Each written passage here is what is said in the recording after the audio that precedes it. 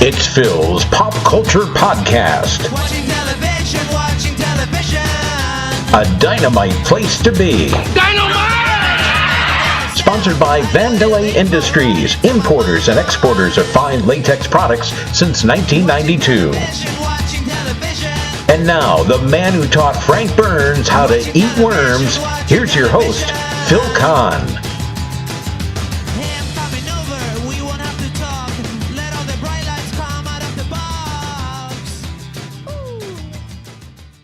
And thank you, John Meany, wherever you are. I am indeed Phil Kahn, and I welcome you to the latest edition of Phil's Pop Culture Podcast. You know, we all have a favorite celebrity. Perhaps you're a big fan of Al Pacino or Meryl Streep or Denzel Washington. Wouldn't it be cool to get a chance to meet that person? And wouldn't it be even cooler to become that person's friend and hang out with them? A pipe dream? Well, perhaps. But that's exactly what happened with my guest today, Michael Stern. Little did Michael know when he first met his favorite celebrity, iconic actress Lucille Ball, in 1971, that she would soon become an incredibly important part of his life. This is a story you need to hear, and he has so many, many others which he shared with me when I recently interviewed him for this podcast. I hope you all enjoy this stroll down memory lane and my highly entertaining conversation with the one and only Michael Stern. Hi, Michael. Thanks so much for being with us today. Oh, my pleasure. I'm looking forward to it. I'm really looking forward, too. First thing I have to tell you, though, before we even jump in, is that I want to be you. Why? Well, actually, I've often considered myself like the East Coast version of you. If you ask any of my friends here, they'll tell you, oh, yeah, Phil, he's a huge pop culture geek. Not to call you a geek, but... Yeah, good way to start off. I've already offended my guest. Sorry. But if you look at my webpage, I've got a picture with a whole bunch of different celebrities, and when I saw your page, like your Facebook page and your... Lucy fan page, and I see the thousands of pictures you have, you put me to shame, but I want to be you when I grow up. Well, thank you very much. One day that could happen. You think?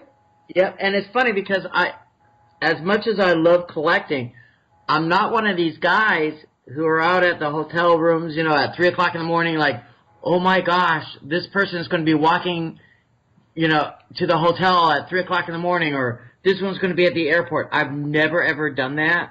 I go to public events like the Hollywood show or, okay, yes, I do work some shows that I might get a photo here or there. But,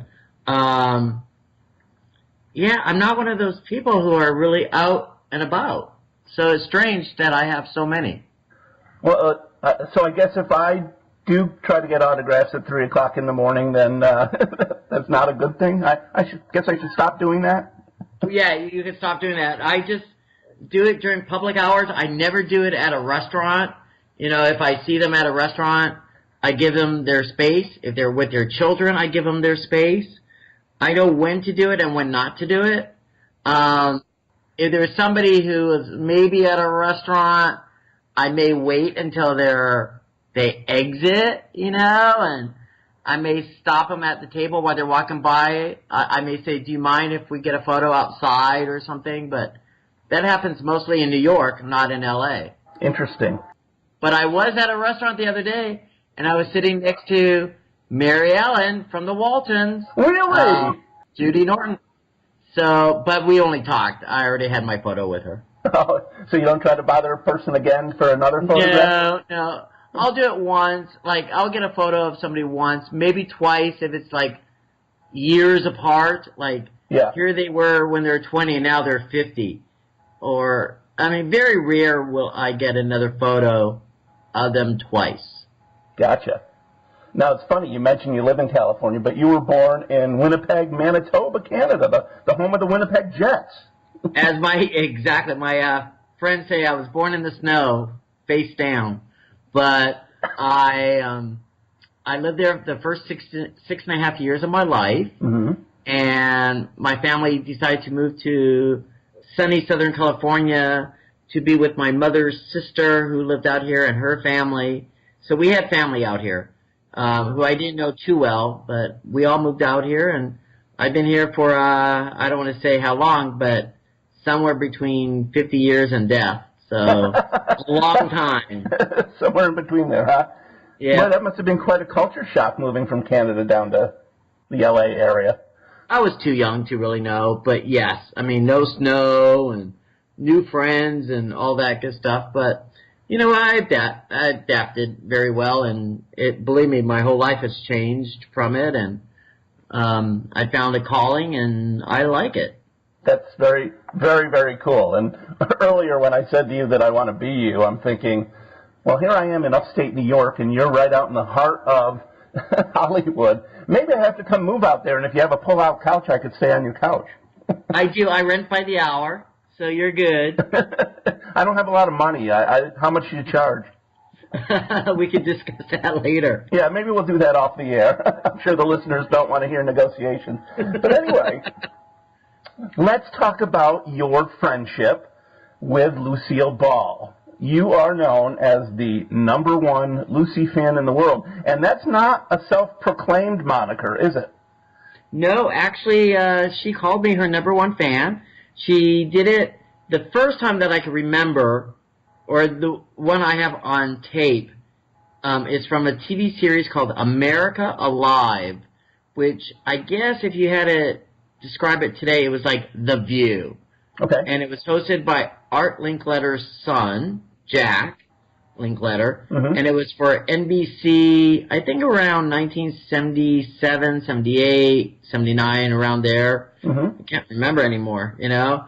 But that one episode, she spent a whole hour doing a Q&A with the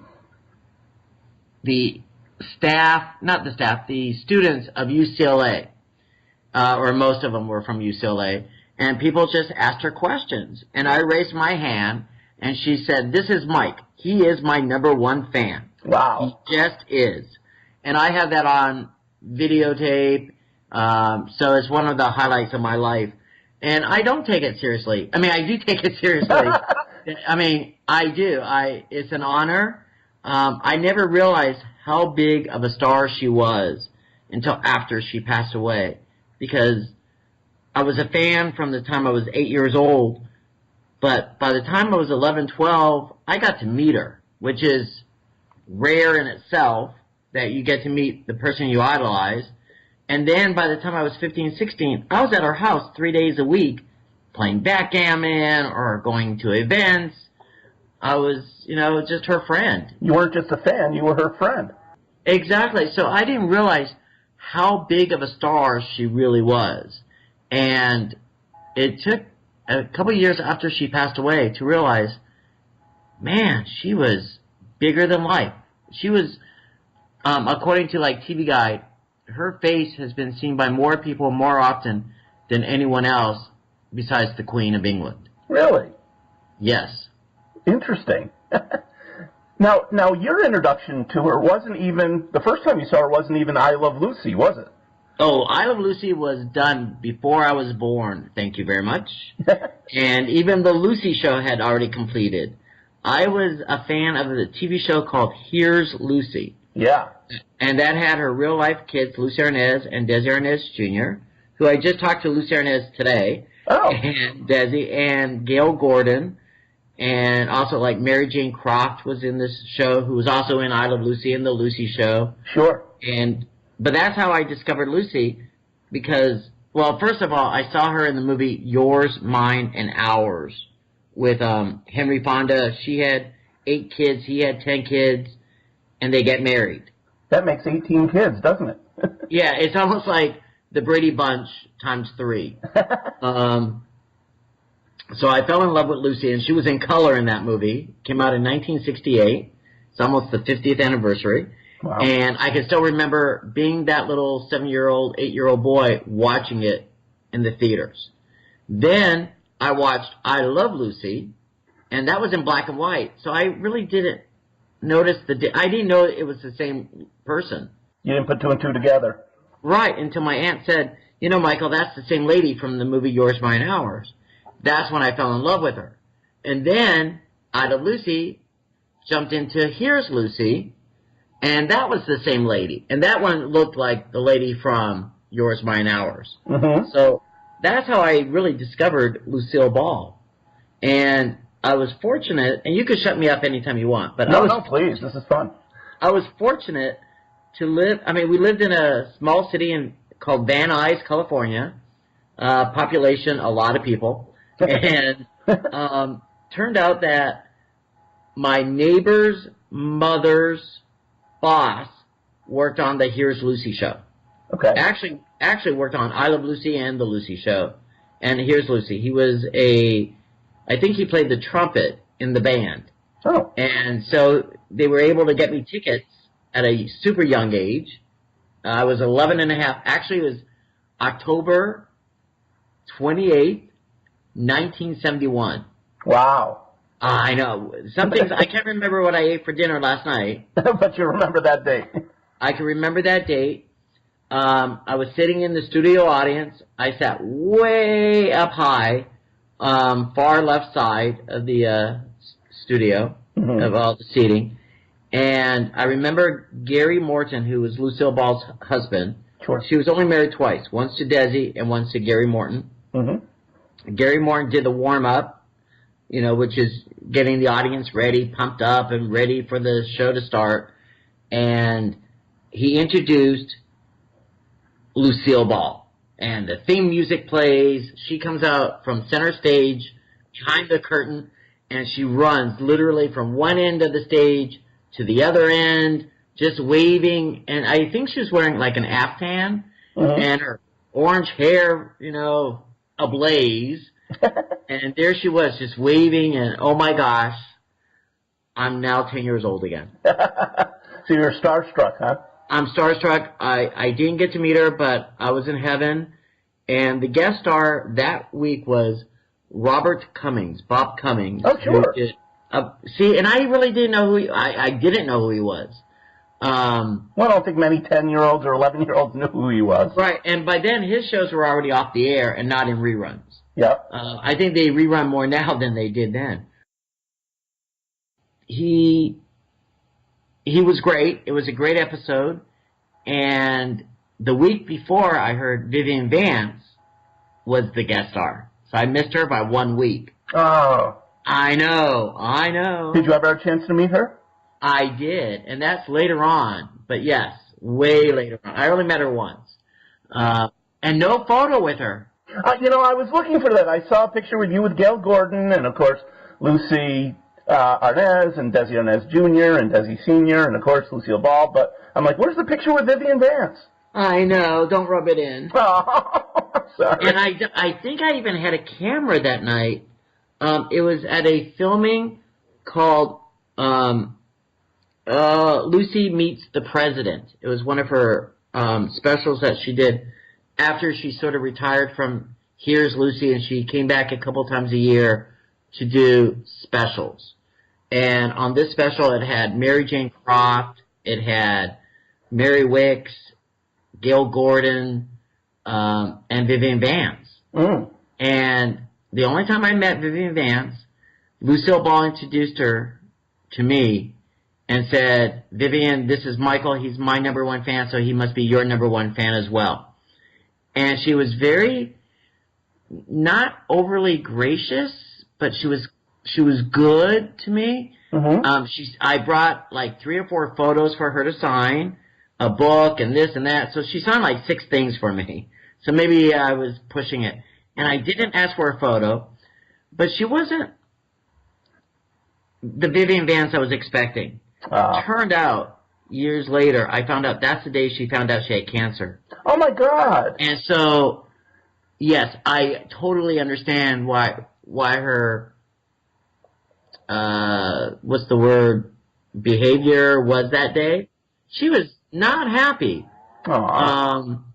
And I don't even know if Lucy knew at that time. Oh, boy. Well, maybe it was simply because she was thinking, well, if you're Lucy's #1 fan, that you can't be her #1 fan, too. She can be only #2 at best. But wouldn't that have been a great photo op of Lucy and Viv and myself? Oh, that would have been great. Yeah. I I know. Well.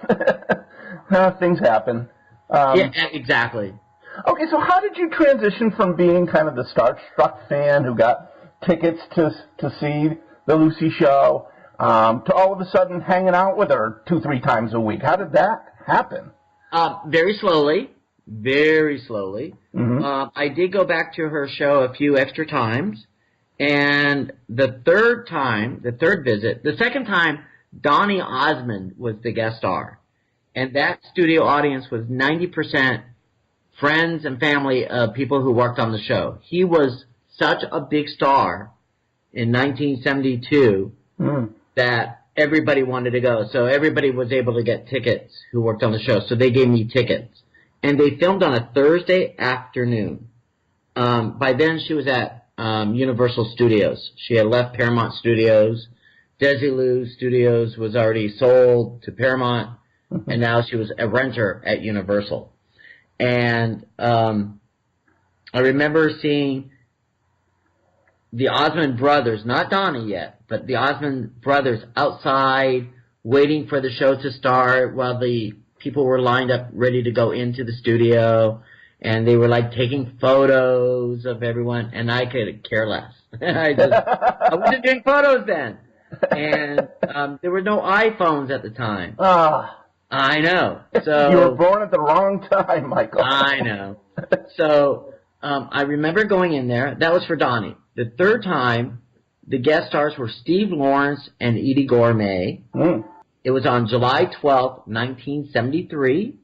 I was 12 and a half. It was my half birthday, actually. And Lucille Ball's mother would go to every single filming from I Love Lucy on, and probably from the radio show. She was Lucille Ball's #1 fan, is really her mother, Dee Dee Ball. What was she like? She was, you know what, I didn't know her too well. She was an older lady, but all I knew her was as Lucy's mom. And I was a fan of hers, you know. Okay. And I only met her maybe 5 times in my life, and not at parties or anything, but I heard she was the boss. But I went to her with my scrapbook of photos, and she said, "How would you like to meet Lucy after the show?" And of course the answer was yes. And she invited my mother and myself to sit in her section, which was dead center, and there were like 3 rows. So I got to sit behind Dee Dee the entire time, and all I can remember is my mother said, "Stop kicking her chair. Stop kicking." Because I was so nervous about meeting Lucy. Sure. After the show, she took me backstage. She introduced me to her as, "Lucy, this is your #1 fan." And Lucy was very gracious. She looked at my photo book. She said, "I don't have time to look at it now." She signed an autograph for me, and then she gave me a kiss. Oh. And then off I went. And also, it took years of me growing up to realize my mother did not go backstage with me because she knew that this would be my one time to meet Lucy, and it was for me to meet her. She wanted you to have a special moment, and she didn't want to be involved. Oh, that's very nice. Because I can't picture any other mother would say, "Well, I want to go too. I want to meet Lucy." You know? Yeah. But she knew this was my time, and that takes a special woman. And I didn't realize it until many years later. And so I got to meet her. Like, she was very nice to me. Something I'll never forget. But then I just happened to see her over and over again. We were talking about not going to hotels or anything. Right. Carol Burnett was being honored at the Variety Club luncheon at the Beverly Hilton Hotel in July of, I want to say like 1975. And my rabbi's wife said, "Why don't we go buy tickets? Lucille Ball is supposed to be there. Mary Tyler Moore is supposed to be there. All these people were supposed to be there." However, the ticket was, are you sitting down? Yep. For a luncheon, charity luncheon, under $10. No way. Yeah, it was either $7.50 or $8.50 or $10. I can't remember which one. But we went. And I remember getting everybody's autograph on my Lucy stationery that I had at the time. And Shirley MacLaine was there, Bernadette Peters. Roy Clark just happened to be walking around the hotel, so I got Roy Clark as well. No Buck Owens? No Buck Owens, but just Roy Clark. But Tim Conway, Harvey Korman, Vicki Lawrence, Monty Hall, they were all there. Oh, Monty, he just passed away. I know. A fellow Winnipegger, right? Yeah, exactly. Oh. And I guess that's the first time I ever met Monty Hall, was in 1975. Oh. And Lucy. So I got to see Lucy. She gave me a hug like she remembered me, but no way would she remember who I was. But so I happened to start seeing her over and over again. She taught a class in Hollywood, and that was either $40 or $125. Don't ask me why, I can't remember. Mm-hmm. But my friend Barbara Auerkamp, who recently passed away, she bought me my ticket to go to the 6-week course, which you can find on YouTube. It was called Sherwood Oaks. And that was a Q&A for 6 weeks. Wow. And the very last week, well, first of all, the second week, she comes up the escalator and she goes, "Hello, Michael." So it's like, wow, she knows who I am. The last week, people were already starting to get, like, not tired of Lucy, but they ran out of questions. So it was like, things were like, do you know Toady Fields? Did you know this one? Did you know this person? And so what she did on the last week of the class is she showed the 2-hour, I think it was 2 hours, or 90 minutes or 2 hours, of Lucy, the first 25 years of television, which was a special that was going to air a couple weeks from then. Mm. And I was in the back room with her for that 90 minutes, and we just talked. We just sat down. She sat me down. There was like maybe 5 people in the room, and I was with her for that good 90 minutes. And she said, "You know, Michael, you could be," and I was like 15 at the time, "you could be my #1 fan, but you know, you need to get a job. You need to stay in school, and if you do that, you could be my #1 fan." So she was smart, and she knew that I would listen to her. And I did. I got a job probably shortly thereafter working at a department store selling linens. The May Company. Huh? The May Company, right? The May Company, yes. I didn't know if you knew it out there, but it's like the Macy's of today. Yeah. And actually, the location just closed down about 6 months ago. I was so sad. And they took down the sign last week. Oh. I know, end of an era. Yeah. But I called her up, or I called her secretary to get in touch with Lucy and to tell her that I got a job working in the linen department. And she said, "Lucy would be very proud of you, and what are your hours and everything." I told her. I get a call from Lucille Ball and asked if I was working on a certain day. I said yes. She came over the hill, which there was a May Company literally about 2 miles from her house at the most. Uh-huh. But she came to the San Fernando Valley, which is like asking Lucille Ball to come to the San Fernando Valley. But she did, and she came with Mary Wicks.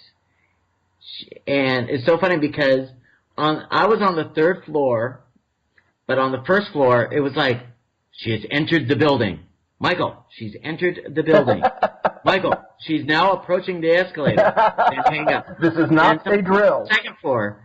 "Michael, she's now on the 2nd floor looking for the escalator for the 3rd floor."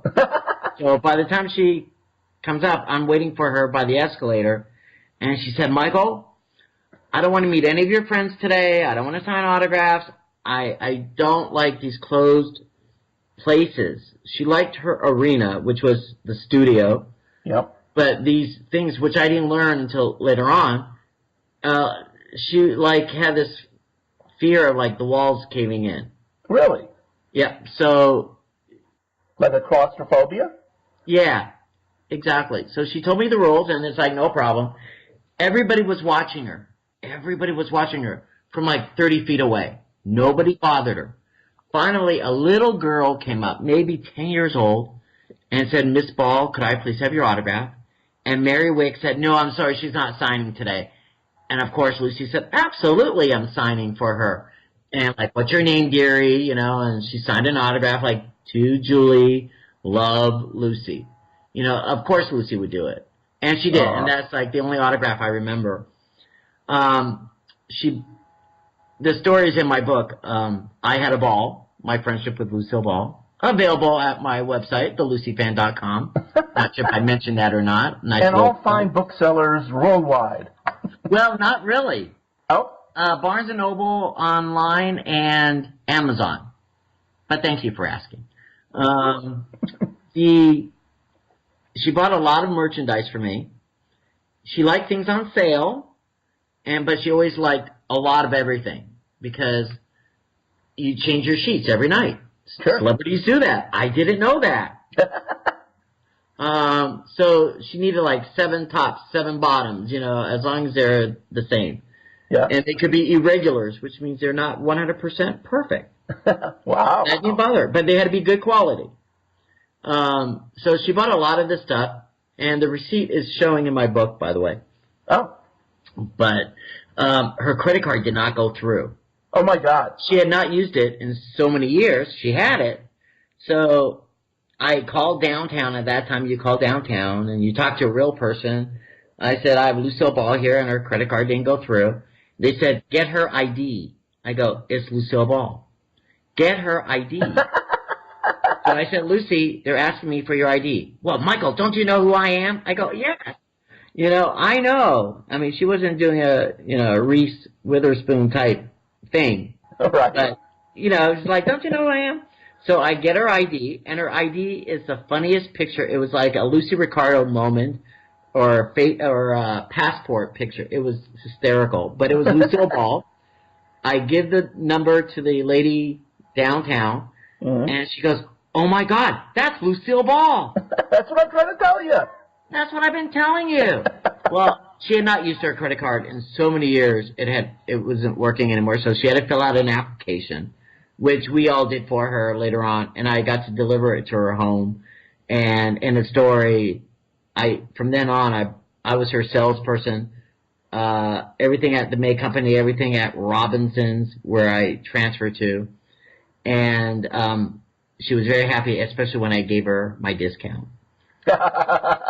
Everybody loves a bargain, right? Well, I'm glad you didn't have to cut up her credit cards. No, but that day at the May Company, she asked me if I played backgammon. I said no. She said, you'll learn. You'll come to my house and you'll learn. So from then on my days off or whatever, from school, work, everything, I would go to Lucy's house. She was my friend. She was my, we were 50 years apart, but we became really, really good friends. And we would talk about, we never talked about I Love Lucy or this or whatever happened to this or that. We always talked about what was in the news today. We never talked about the past. We always talked about the present. And she even taught me about AIDS. Really? That's how smart she was. She was so much smarter than I was and everything. I said, I have a cousin, he was 39 years old, who just died from cancer. She goes, was it AIDS? I go, no, he was not gay. And she goes, Michael, AIDS is not a gay disease. And that was way early on. She was so smart about everything. She taught me a lot of things. So, like what else? I obviously have never met her, and I'm sure there are a lot of people. And aside from buying the book to find out more about her, what little tidbits can you share with me and the audience? More insights into Lucy. She was not funny. I mean, No? she could do funny things, but she had a writer. I mean, she had writers to do funny things. She started off as a dramatic actress. Right. But then she could do funny things. And, of course, her memory bank of funny things happened all the time. She could do funny things at her home. Mm-hmm. Like Gary Martin said, like walk into walls or this or that. But she was serious. She was serious. And, like, she would answer the phone. Yeah.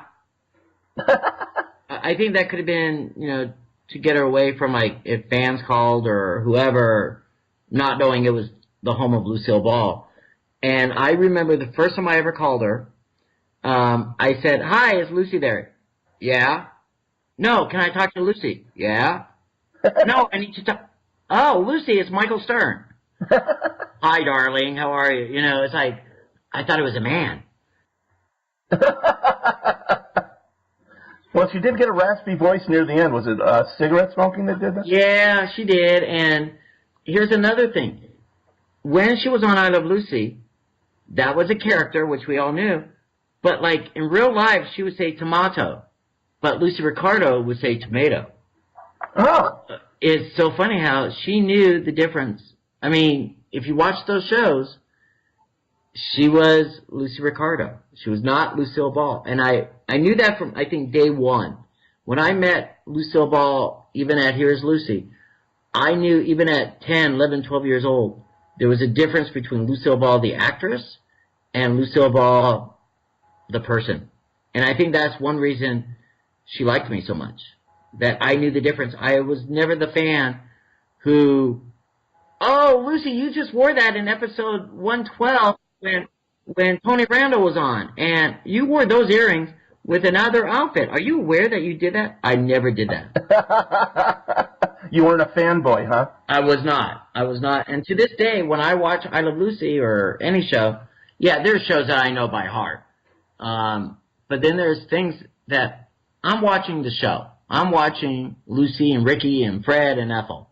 I'm not watching what they're going to say next or what she's wearing or whatever. Like the color episodes. Yep. That they air at Christmas time. I love them. I really do. However, I'm watching the furniture. I'm not watching the characters. And that's sad because I'm watching, oh, it's a blue couch. I never knew that. Or Yeah. or she's wearing a red dress. Or, oh my gosh, you could see Desi's leg. I mean, his sock isn't going all the way up. Or, I mean, you were watching the furniture or the clothing and, you know, the details of everything else. So I like it, but I don't. But I like it.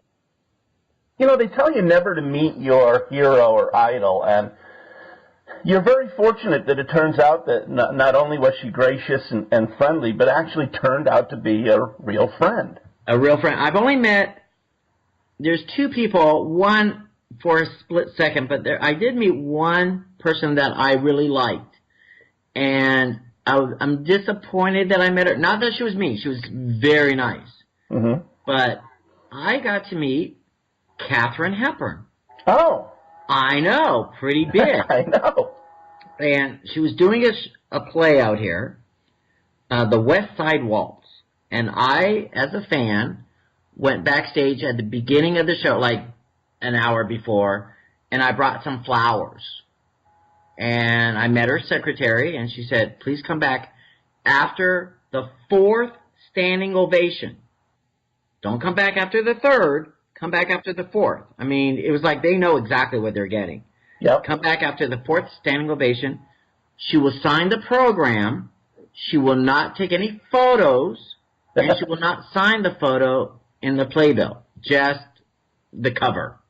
Wow. Okay, so I knew the ground rules. Mm-hmm. I knew the ground rules. Now, she would only see you after she took off her makeup, which I was expecting somebody 12 foot tall, and here she was like a 5'2" little old lady with blotches on her face, and she wasn't the Katharine Hepburn that I was expecting. Aww. But there were about 8 of us backstage, 6 to 8, and of course everybody was saying, "Oh, I loved you in The African Queen," and she said, "Thank you." You know, I loved you in name another movie that she did. The Line in Winter. True Grit. She was not in True Grit, was she? No. Wasn't she? No. Was she? I think she was. Okay, you look it up, but I don't. I'm going to look it up. I think you're getting her confused with John Wayne. Right. Yeah, very similar. And this was before On Golden Pond, just so you know that. Yeah. So everybody, I mean, so she was like fine. She said hello. She was not chatty at all to the people.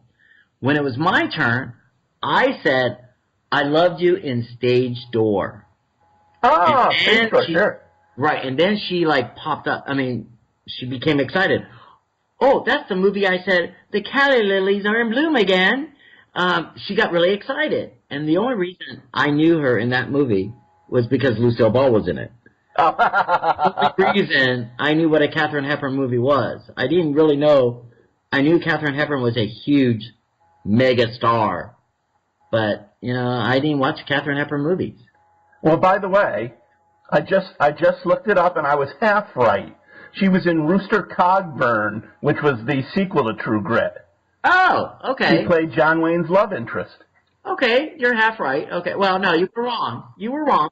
But, okay, but good enough.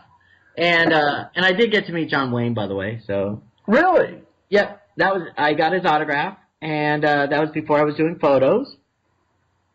But again, Lucille Ball was being honored at the Friars Club, but at the Beverly Hilton Hotel, and that one had, again, Carol Burnett, Mary Tyler Moore, Anne Margaret, but John Wayne, and all these people, and I remember collecting their autographs. And in those days, it was a lot easier collecting autographs.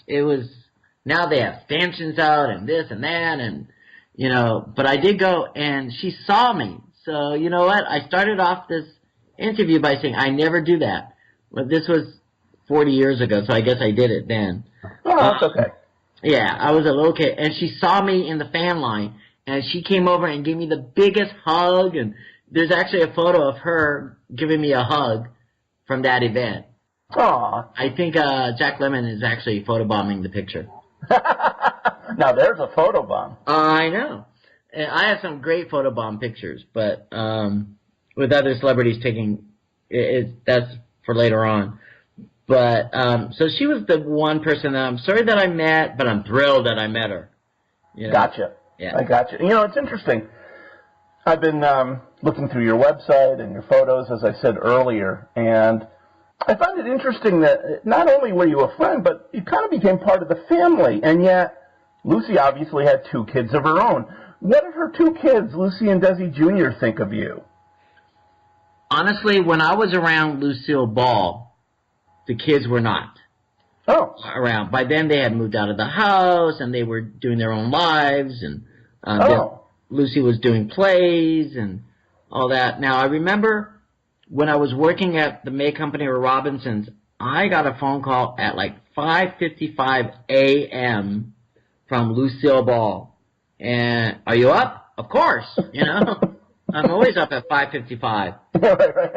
Well, I want to redecorate Desi Jr. Well, I don't think she said Desi Jr., but Desi's apartment. And what do you have for sale and stuff like that? I said, I have some ideas, and because I knew what I was selling, and so I bought a lot of stuff, and I helped decorate Desi Jr.'s apartment. But on the side, she was a mom. She was a mom. And it wasn't until after she passed away, really, that I became really good friends with Lucy Arnaz. So I remember at the memorial service when Lucille Ball passed away, she had no funeral.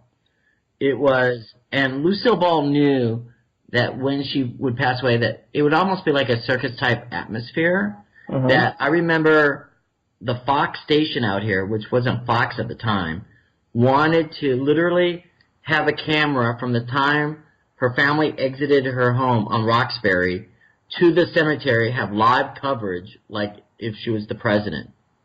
I mean, that's how flags were at half-mast out in Los Angeles. Really? People were mourning out here big time. I guess I shouldn't be surprised, but at the same time I am a little surprised. Yeah, not surprised. Not surprisingly. But I think Lucille Ball sort of knew that was going to happen. So she had no funeral. The day she died, she was cremated, put in the box at Forest Lawn out here. End of story. There was like under 6 people that were there. I was not one of them. I mean, literally, she had close friends. Yeah. I would say a lot closer than I was. But it was like her daughter, her son, her husband, family. It was family.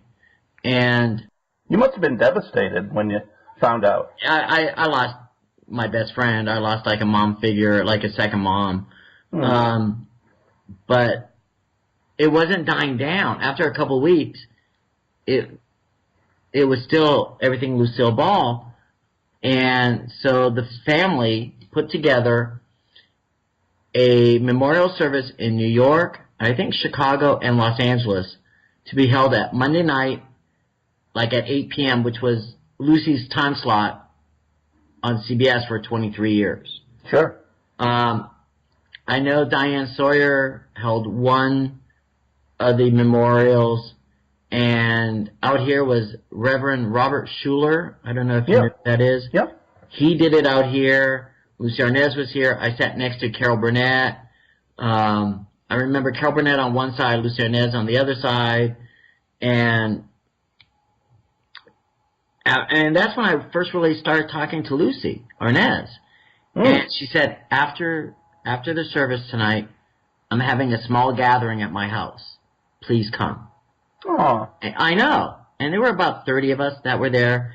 And I remember one of Lucille Ball's closest friends. Her name was Thelma Orloff, who I think was a Goldwyn girl, actually, or something to that nature. She was in show business. They met like day one when Lucille Ball came out here.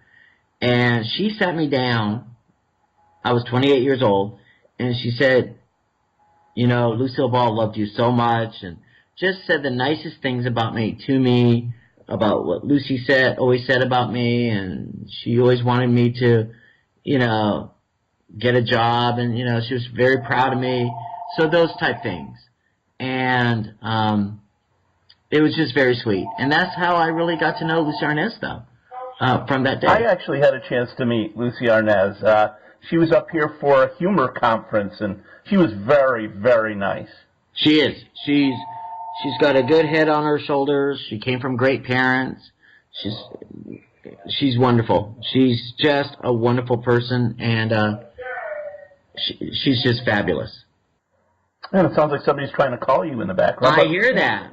Maybe we'll edit that out afterwards. You got it. I will tell Lucy to call me back later.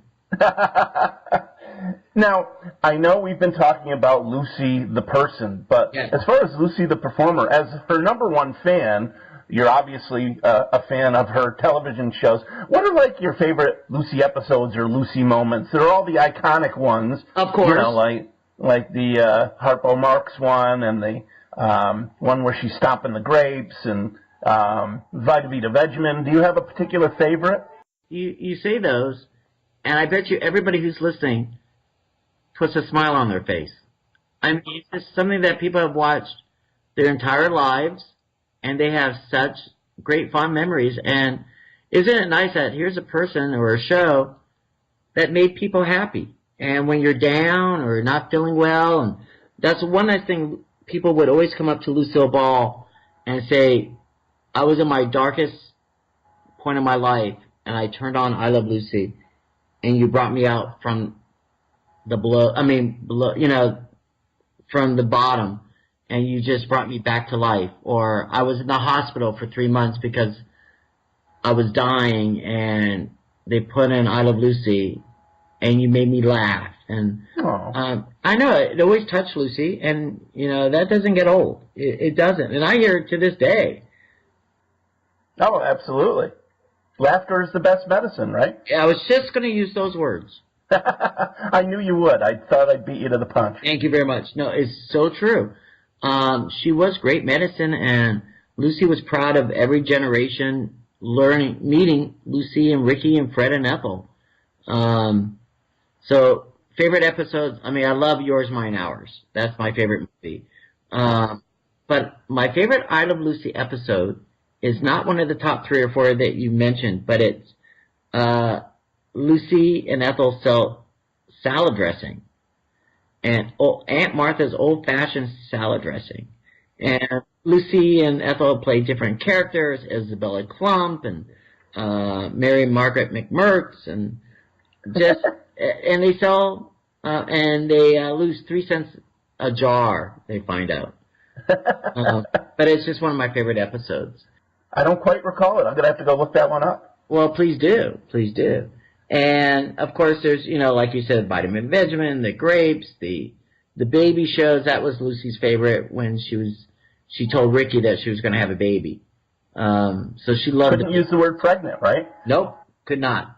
Expecting was the worst they could do, or the most they could say. But in the very beginning, they did have one bed. They shared one bed, like the first season, and then it became two beds. So, Groundbreaking stuff in a lot of ways, wasn't it? oh yeah, she was the first person to be pregnant on TV. Yeah. And then Lucy said years later, not only was I the first to be pregnant, now they show you how to get pregnant on TV. Times did change, in her career of watching television. And, she loved Three's Company, or she loved John Ritter. Oh, yeah? She loved Laverne and Shirley. She liked, slapstick comedy. She loved Dick Van Dyke. Well, a lot of them can credit their success to her. Every show now. Absolutely. Yep. Hey, give me a favorite anecdote of your personal time with Lucy. What's your favorite memory? Wow. I have so many. I remember, well, there was a couple times. No, I have so many, but I remember one time, gosh, this goes back in my memory bank. She was doing a Q&A, a lot of Q&As, but this one was in Hollywood at one of the museums, and I guess she found out that night she was doing an interview for CBS television to air the next morning. Even though the host was not there, I think it was actually Robert Osborne, one of her friends. But she was going to answer questions, and so it was going to be televised. She did not have eyelashes, so she made me run down the street to the May Company, and I ran. Like if somebody said, "Michael, do it," I ran, and I run into the store, out of breath. Security comes running like I'm about to rob the place. I go, I need eyelashes. And, of course, they didn't sell eyelashes or anything like that, so we had to run to, I think, like a Walmart-type store to pick them up. But I was out of breath. It was just funny little anecdote, little stories. That is very funny. I had to play Lucy Ricardo on a few things, but it was just those type things, and it was hard to make her laugh. But things like that made her laugh. When she was being honored at the Friars Club, that's the one that had John Wayne and everybody. Yeah. I called the Friars Club. This was before I really got to know Lucy that well, but before I was able to get a free ticket. But I called the Friars Club. I said, hi, I'm Lucy's #1 fan. I would like to go. And the lady I talked to said, okay, come. We'll have a ticket for you. It's at the Beverly Hilton Hotel, Friday night. Be here at 6:30. I know I had to take like 3 buses to get down there. And I knew it was a black tie event, but I didn't know what a black tie event was. So I wore, if I can remember correctly, like brown corduroy pants, a plaid shirt, and when I got there, the lady said, oh, I'm so sorry. We ran out of tickets. There's no more room for you. I go, but I took 3 buses, and, oh, I'm so sorry. It's probably the way I looked. Yeah. There was a man who owned the Sherwood Oaks, the class that Lucy taught at. He wanted to meet John Wayne for him to speak at the class. He could care less about the Friars Club, but he had to buy a ticket to get in. So he was only there for like 20 minutes. He handed me his ticket, and his black, not Velcro, suede jacket and tie. Oh. So in I walk with my black suede jacket that doesn't fit me, a tie, my brown plaid shirt, and corduroy pants. But I was now official to go in. I go up to Lucy and I go, Lucy, I made it in. This is what I was dressed. I had to be dressed like this. She almost fell to her knees laughing. It was, that was the best laugh I ever got out of her. And then she introduced me to Carol Burnett and, and to Mary Tyler Moore and all this and that. And, so that was a highlight of my life. That is awesome. And by the way, fans, you're listening to Phil's Pop Culture Podcast. My guest, Michael Stern. He's the author of I Had a Ball and Lucy's official #1 fan, right? That's what she called me. That's right, and I can't take that away from you. No. Now, when she passed, I understand you received some of her memorabilia, which was very nice. I think her daughter, Lucy, let you have some stuff from her office. Yes, they were the posters that were hanging in the office. Yours, Mine, and Ours, Maine, and a couple other ones. And some of them were stolen last May out of my house. You're kidding. No. Oh. I had a big storage unit locked up, and I'm going to say 75 to 80% of my Lucy memorabilia is gone. Oh, my God. I have almost everything else. I mean, things that really meant something to me, I have. But out of the 90% that was stolen, Yep. well, the 100% that was stolen, 90% were like mass-produced items. So those were a loss. I'm not crying over it. I'm upset that somebody broke into my storage unit. Yep. The 10% remaining, I'm very upset with. Out of that 10%, maybe 3%, I'm really hurt that it's gone. I cannot find it anywhere. I don't know who stole it, that maybe they're, going to sell it. I can't find it. It was personalized to me, like to Mike Love Lucy. So if I ever see it, I'll know it's mine because I had photos of it. Sure. But then I had things like in the storage unit, I had like 10 buckets filled with stuff. Not to say it was Lucy stuff, but 10. I still to this day can't remember what was in them. And it's been a year and a half. It's just, if it's not in your house, if you don't remember, they're only items. And so I've learned, especially living in Los Angeles with earthquakes, they're only things. I have my memory. I still have my favorite items, though. Like what? Her cast when she broke her leg, and then she gave me the cast, and she says, now you have the cast of I Love Lucy. So I have that. I have a lot of posters still, that are hanging.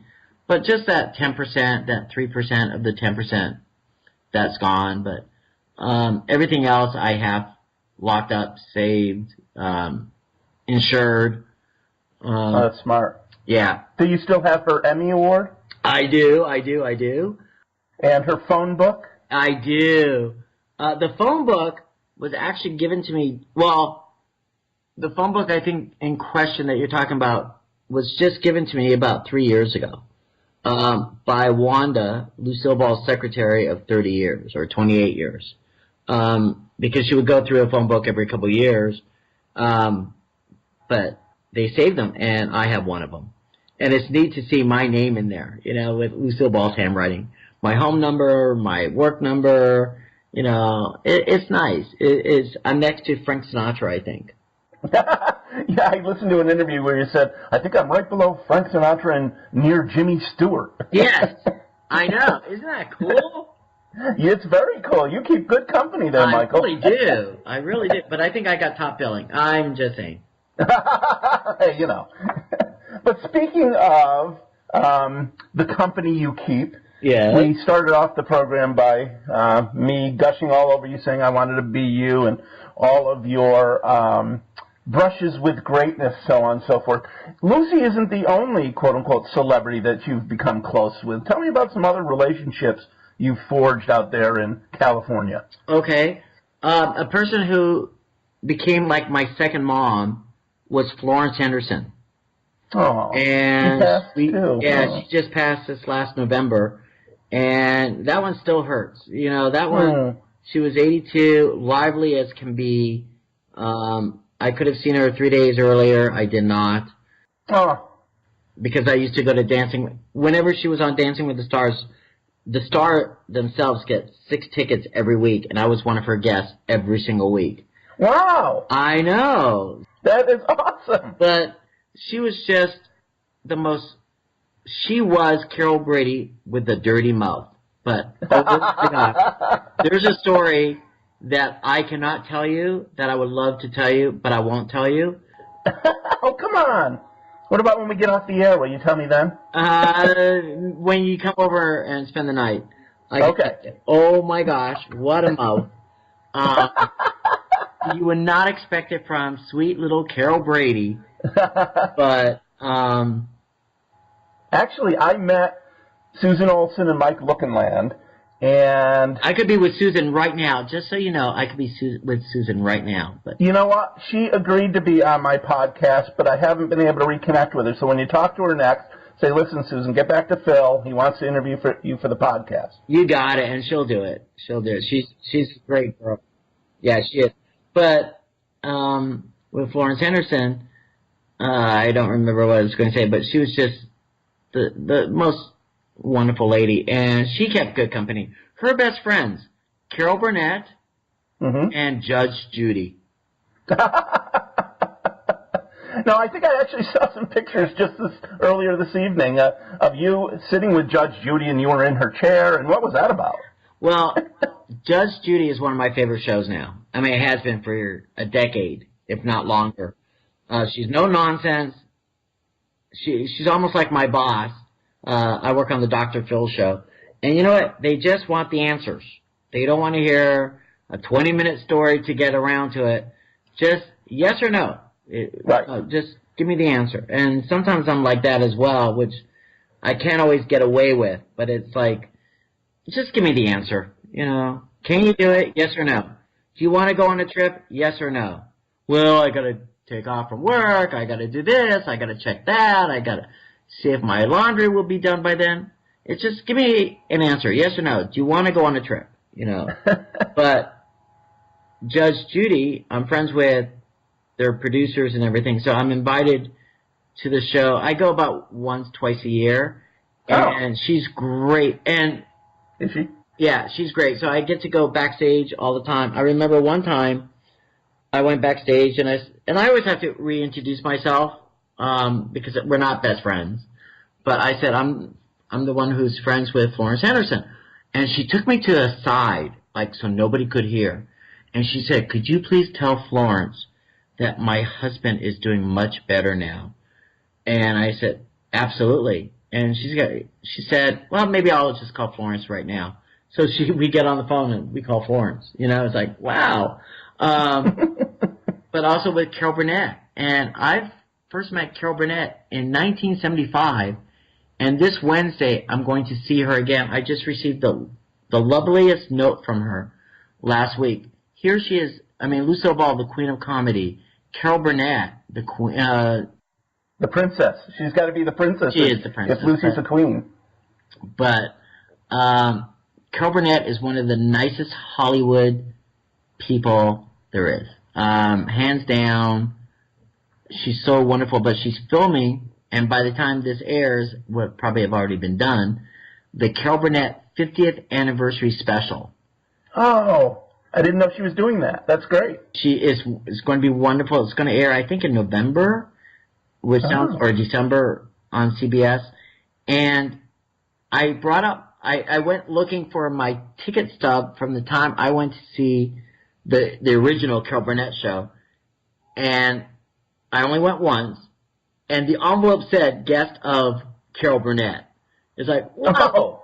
So, but from that time to when I'm going this week will be 40 years almost to the day. It was 40 years to the week, but almost 40 years to the day that I went to that show. And that's incredible. I know. It's just so amazing. But she's so nice that if she sees me, it's hello, Michael. And it's like, you know, I'm still a fan. You know, I remember one time with Lucille Ball during Life with Lucy, and I'm not going to really share this story right now. It's in the book. But I'm thinking, oh, my gosh, she's telling me all this. And I look at myself as a fan, but no, I'm a friend. And so I always have to remember that, yes, I'm a fan, but I'm also a friend. And so same thing with Carol Burnett. And Betty White is like, these were people that I was at an event a couple years ago with Betty White. I was her escort. Ooh. I didn't know you were in that business. I know, I'm an escort service. And she went to this charity event and also to meet Bill Clinton. Ah, yes. I think I saw a picture of you in It's him. a little blurry. It's a little blurry. It's killing me. But actually, I met Bill Clinton again this year, so I'm excited. I got excited again. But Bill Clinton knew that he was going to meet Betty White. He didn't know he was going to meet other celebrities, but in the agenda, it was he knew he was going to meet Betty White. Betty White, who was then like 93 years old, went on around 8 o'clock at night. Bill Clinton was going to get on at 9:30 at night, but he would only see her after he spoke. Mm-hmm. So we're in the green room, but everyone had to leave the green room because the president was going to come in, and they had to clear out the green room. Even Betty White had to leave. Oh, wow. And Betty White, just in case she was packing? exactly. And the thing is, Betty White never said a word like, really? Like me? She was like, she listened like everybody else, like they all got up and left. I mean, we went in the hallway. Mm-hmm. So she did her thing, Betty White. Now we're in the hallway of a hotel. And I went up to the Secret Service guy who I said, Betty White is here to see the president. She's supposed to see him after the show, but is it possible? And Betty White had no idea that I did this. See him now. And so, of course, the Secret Service, talked to their sleeves and said, Betty White is here to see the president. Betty White to see the president. Within like 30 seconds, it was, yes, she's cleared to come in. Oh, wow. And, of course, I'm holding her hand and her agent. We go in, and I said to Betty, I want my photo with the president. She said, if you do, you got to name a child after me. It's like, so I got it done, and she photobombs the picture, by the way. It's a little blurry, and it's funny. The person who took the photo was from the Bill Clinton camp. So you would think he would know how to do an iPhone. And he only took one. Yeah, and he only took one shot. He didn't take like 2 or 3. I've learned you take more than one now. Just absolutely, because even my Paul McCartney came out a little blurry. I know, very sad. Yeah. But Betty White is sort of photobombing the photo with me and the president, and she goes, "Okay, you owe me the next child," But she was very sweet. So I love Betty White. My favorite photobomb picture is Alan Cummings. Do you know Alan Cummings from The Good Wife? Yep. Florence Henderson is so photobombing it. It is hysterical. It's on the website.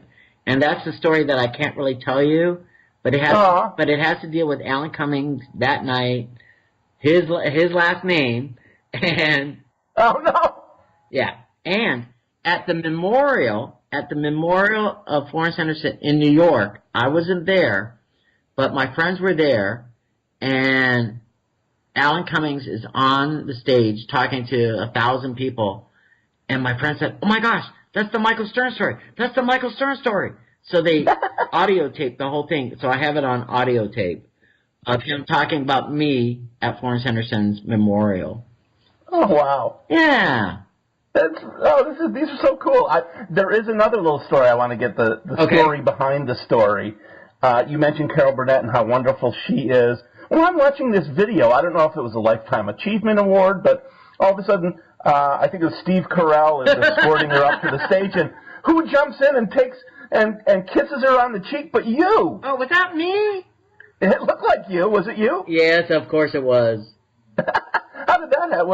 What were you doing there? He was at the SAG Awards, and I got in trouble for it, by the way. Did you? From the SAG people, but I've been redeemed? Is that the word? I've been back since. So I said I would never do that again. And it's funny because I did get in trouble because I was working. I was working the show. I was actually working. And they said, Michael, we know you know her. We know you know her. But you were working and you should not have done that. And they were right. I should not have done what I did. But Carol Burnett said, Michael, I didn't know anyone else. I love that you did it. So. Yeah. So I think she signed a photo of that for me. That's awesome. Yeah. But, yeah, there I am on, my phone went wild. I bet. It happens sometimes. That is great. See, and I think it was worth risking your life and career for that moment. I know. And it's so funny because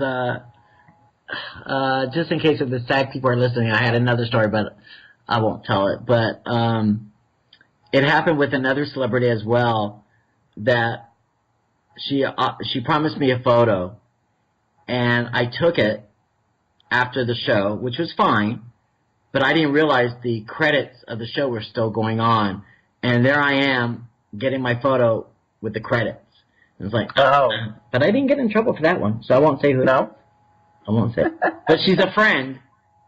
Yeah, exactly. Wink, wink. Come on now. She's a wink. No, she's a friend with a wink, wink. Friend. Right. Friend. Friend. Indeed. Yeah, so do you know what? It's one of 6 friends. Okay, that's all I can say. That's all you can say. Okay. All right. Now, you told me before we went on the air that, we were talking about I think you said you have more than 1,000 photos with celebrities, and that's why I want to be with you. But I was going to ask you, is there anybody you haven't had a photo with that you'd really like to get your photo taken with? And you said, oh boy, do I have a story to tell you on that one. I have a story, and I haven't even told you yet. When I get a photo, I like to post it right away. Yep. There's this one photo that I'm saving for my holiday card. Every year I have a celebrity holiday card, and I try to save it, so it's not out that everyone can see it first. I received this photo about 3 weeks ago there's one celebrity out there who has been around for 50 years, who, I don't know if you want to play a guessing game. Yeah, let's play the guessing game. Okay. She's been around for 50 years. Okay. And no way does this person take selfies with anybody. You can't even get into her circle, almost. She's that big of a star. When you talk about a legend, it's this person. Who do you think would be the hardest one to get a photo with? Well, I know there's somebody that was a big star and then kind of left the business and became quite reclusive. Would this perhaps be somebody along that lines? Greta Garbo is dead. I was thinking Doris Day. I have Doris Day. You do? I have. You know what? It's funny. Sidetrack for a second. Okay. Of all my celebrity photos, I think people are more jealous of the picture I have of Doris Day than of anyone else I have. There's a charity out here called Actors and Others for Animals, which has been around for almost 50 years now.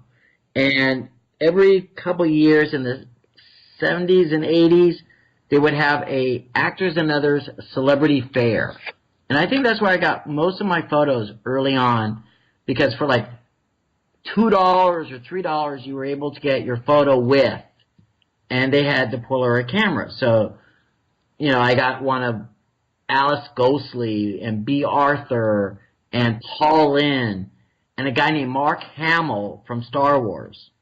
And I remember I could have had, here's one I didn't get, because all the pictures were like $3 each or $4 each, but they had a gold mine of somebody. They had all 4 Golden Girls together.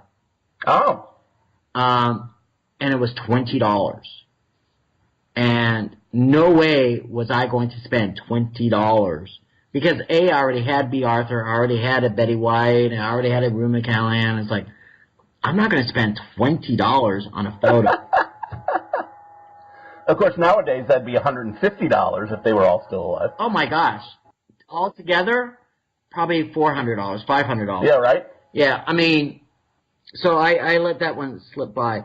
But Doris Day, who was she wasn't the founder of Actors and Others, but she was there from the day one with Lucille Ball and everyone. And she went to this Actors and Others fair to promote her charity at the time. And she was there for like 2 hours, and I got a photo with her. And nice. I don't know if she was doing photos, but because I knew somebody who knew somebody, and I was helping, I have like 2 or 3 photos from that day. Are they on your website? They're on my website somewhere. But yeah, no, they're definitely there. But she was the doorstay that you would think she was.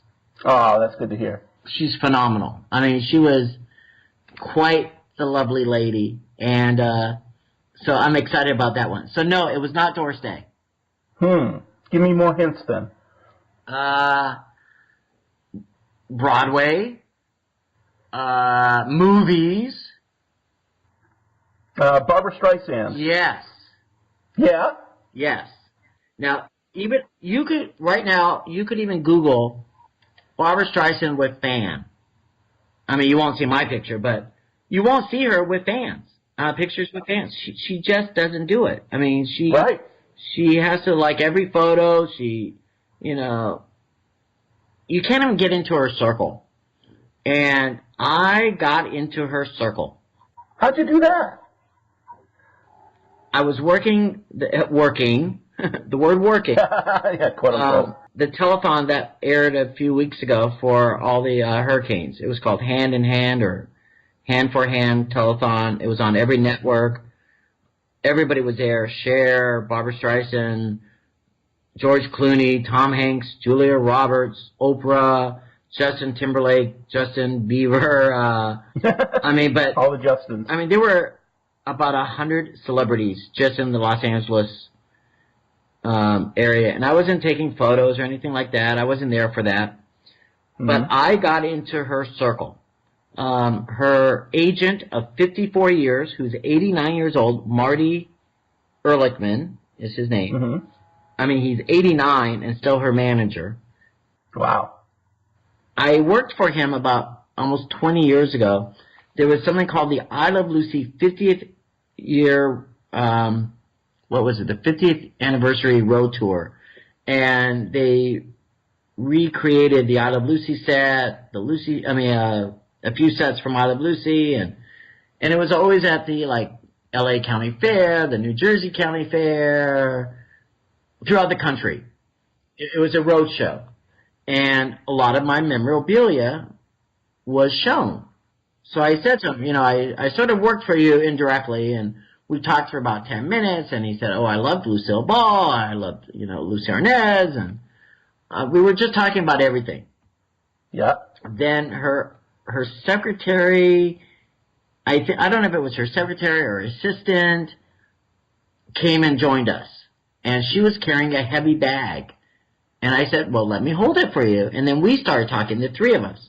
And then I showed her a picture of Barbara Streisand that was taken about 30 minutes earlier on the red carpet. And it was a great photo of her. And both Marty and her assistant said, oh, let me have a copy of it. So I text them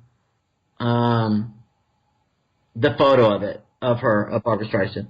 And so I'm now in the circle of three. The show's over, and I'm holding the bag, and Marty says, let's go find Barbara. It's like, okay, I'll do that. So we find her, and I had made her laugh, by the way, about 30 minutes earlier inside the show. She was with Cher and Billy Crystal, and I said a joke to Billy Crystal I said how you're making every gay man excited right now. And he looked at me like, because I'm Billy Crystal? I go, no, because you're sitting between Cher and Barbara Streisand. And they all laughed. It was fun. The way I delivered my line, it was hysterical. So I then said, would you like some water to the three of them? And they all said yes. So she got to know my face 30 seconds early, you know, that time. So now we're walking to her car, waiting for the valet, and I go into my spiel. I used to work for Lucy, and I remember I have on audio tape, not your radio show that you did with Lucille Ball in the 60s. And she goes, oh, I remember that. That was great. I loved doing that. It was early on in my career, and it was just Lucy and her talking. Lucy had a radio show. Let's talk to Lucy. And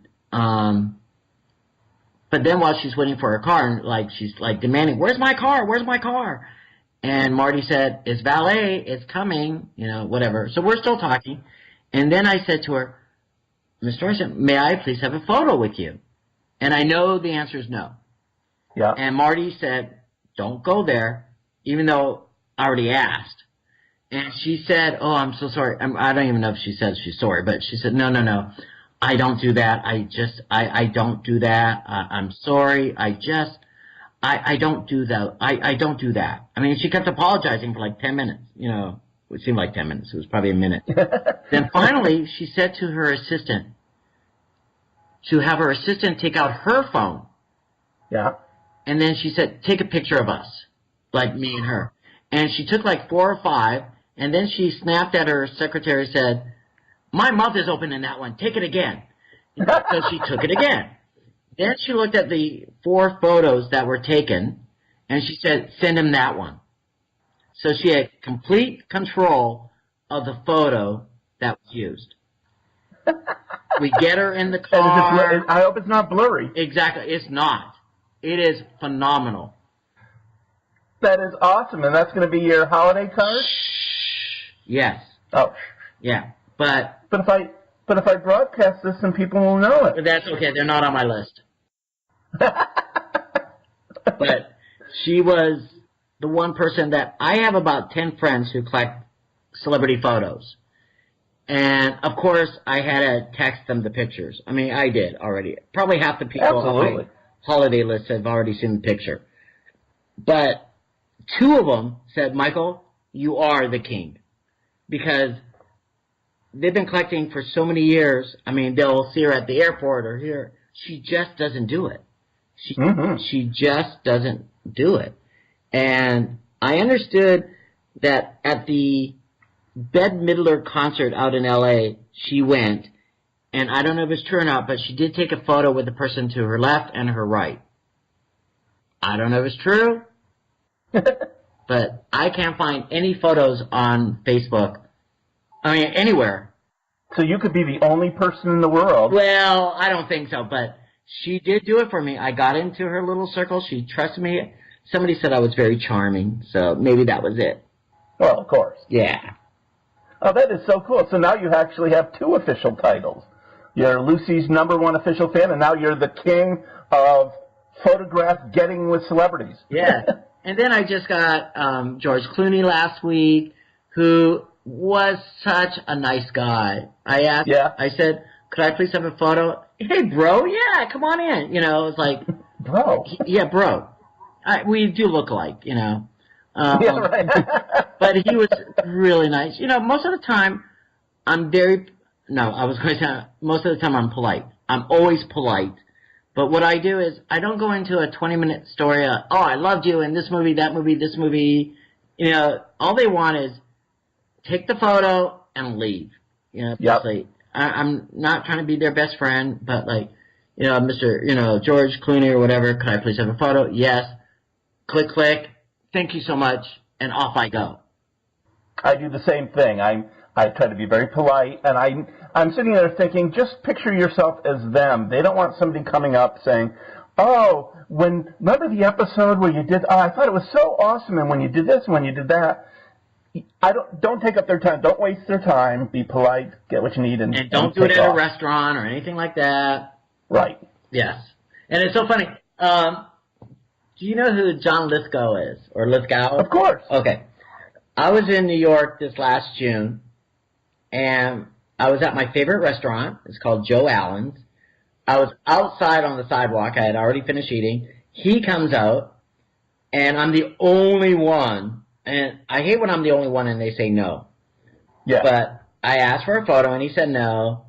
And I go, I filled your audience and now I'm begging. Okay, so it's everything that I say I don't do. But hey, you know. I said, I filled your audience for the TV series, Third Rock from the Sun. And he's got, all right, let me have my daughter take the photo. So she actually took my camera and took the photo. And he was very nice. He was very nice about it. I see him 5 days later at the Tony Awards. I go, I'm the one who, I saw you at the Joe Allen's and your daughter took the photo. He goes, oh, I just love doing those pictures. It's like, no, you don't. But, now that I already have it, it's okay. Right. a week ago at the Emmy Awards, or 2 weeks ago, and I told him the same story, and he goes, I just love taking photos. My pleasure.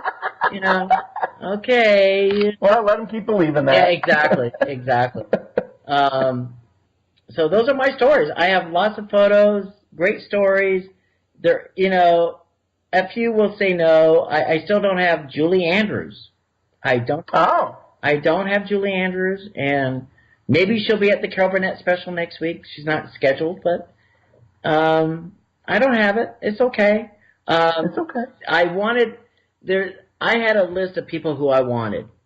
And my people that I wanted are not the ones that you would think. But, besides Barbra Streisand. And I knew I would never get it. But I wanted Tony Tennille from the Captain and Tennille. Captain and Tennille.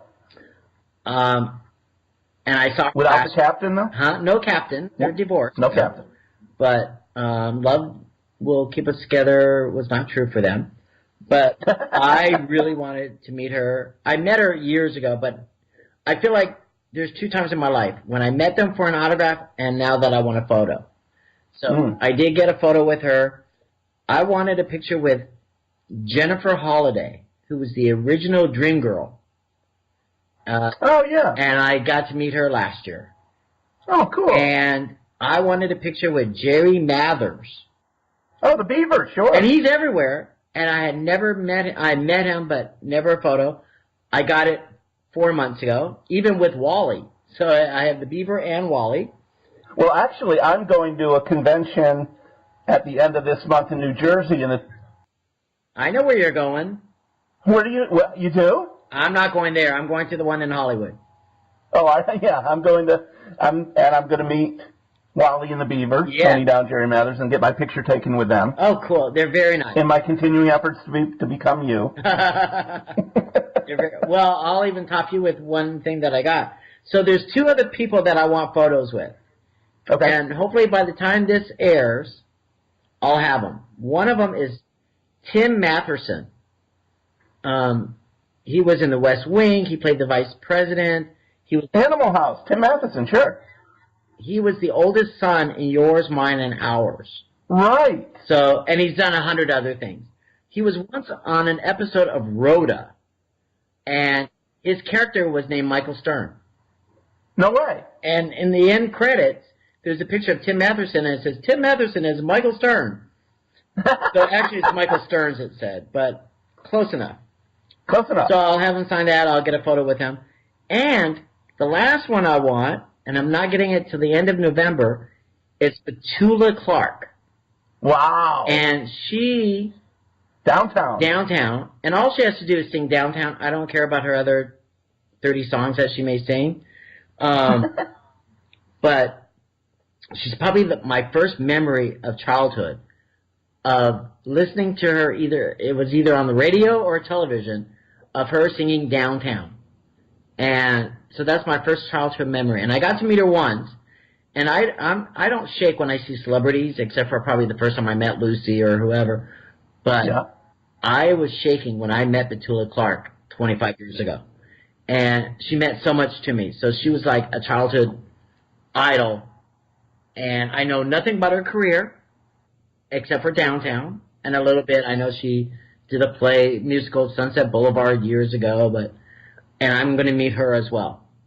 And so all the people that I wanted photos with, I should be getting. I got a photo, though. I'll never shut up. This could be a 20-hour miniseries.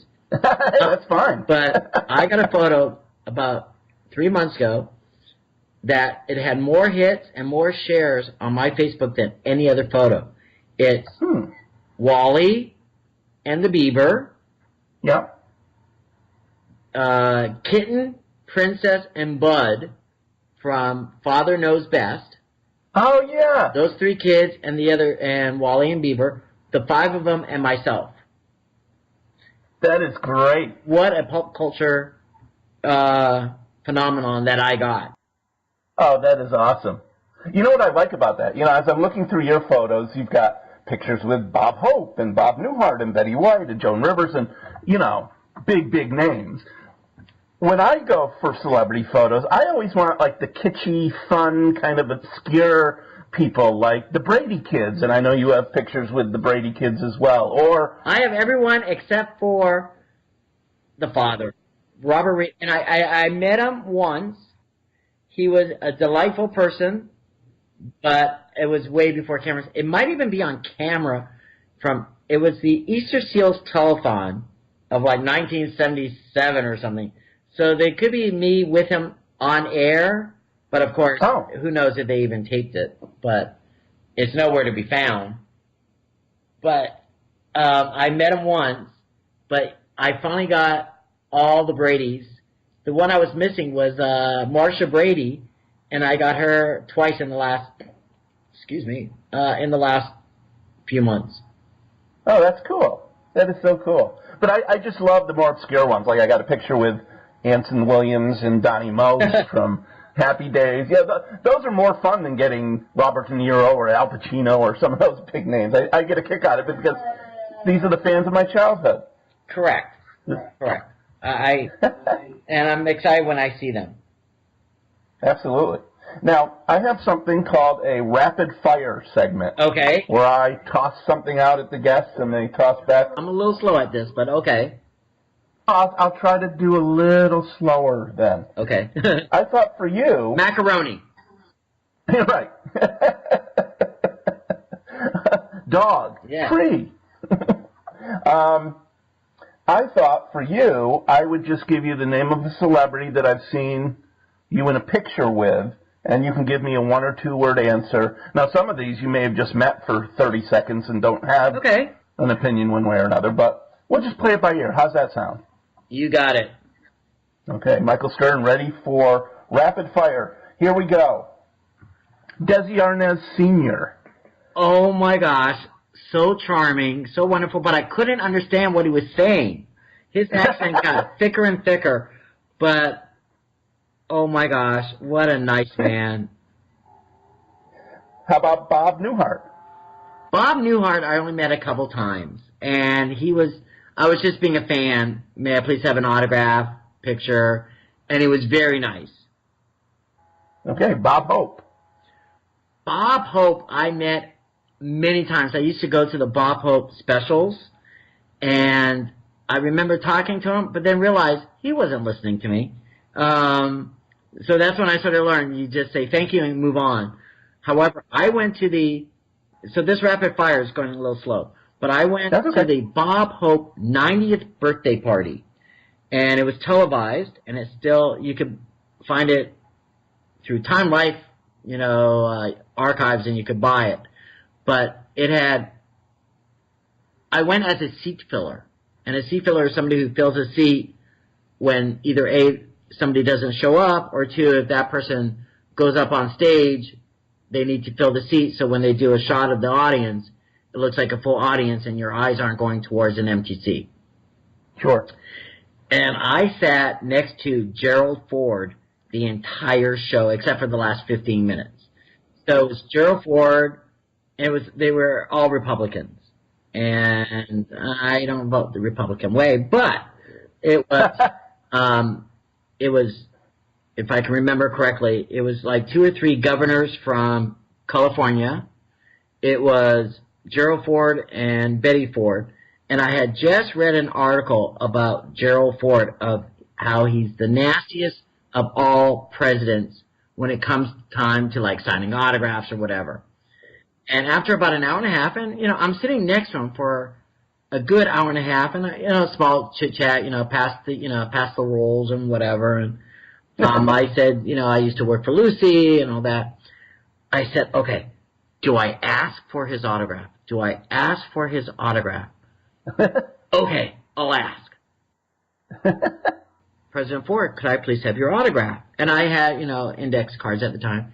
He says, sure. What's your name again? To Michael. And he wrote like, to Michael, best wishes, great sitting with you, something like that. Gerald R. Ford.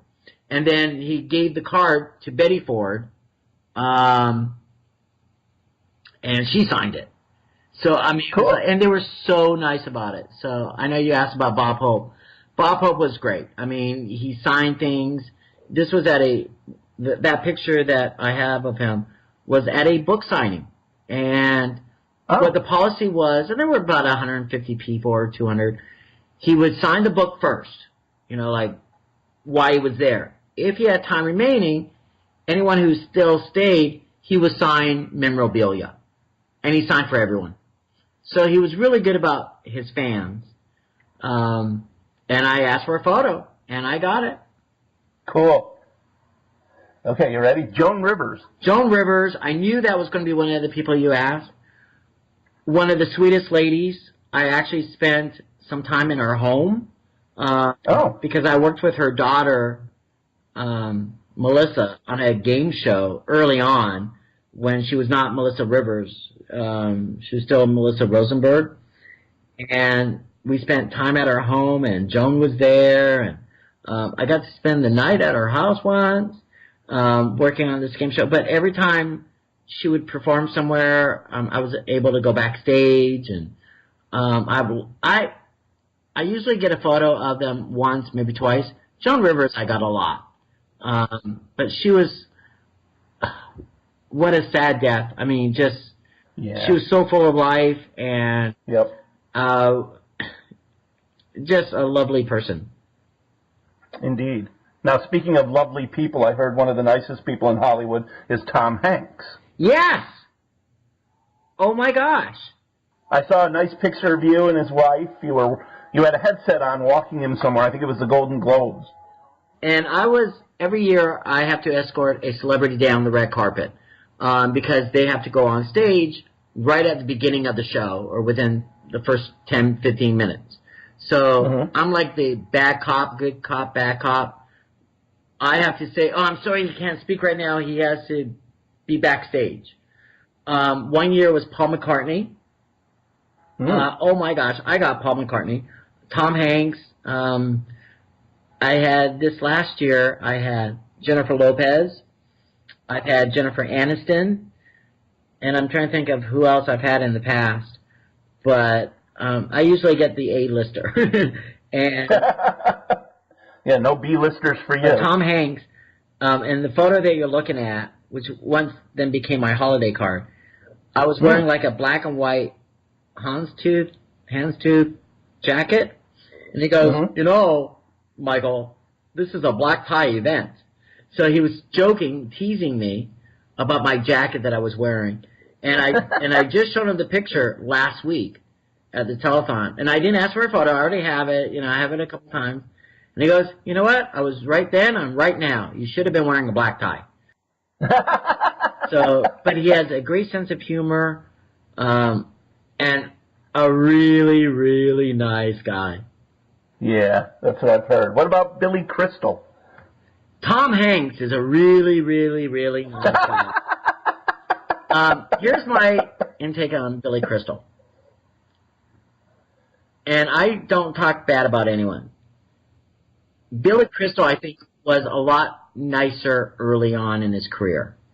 Oh. I think he's not tired of his career.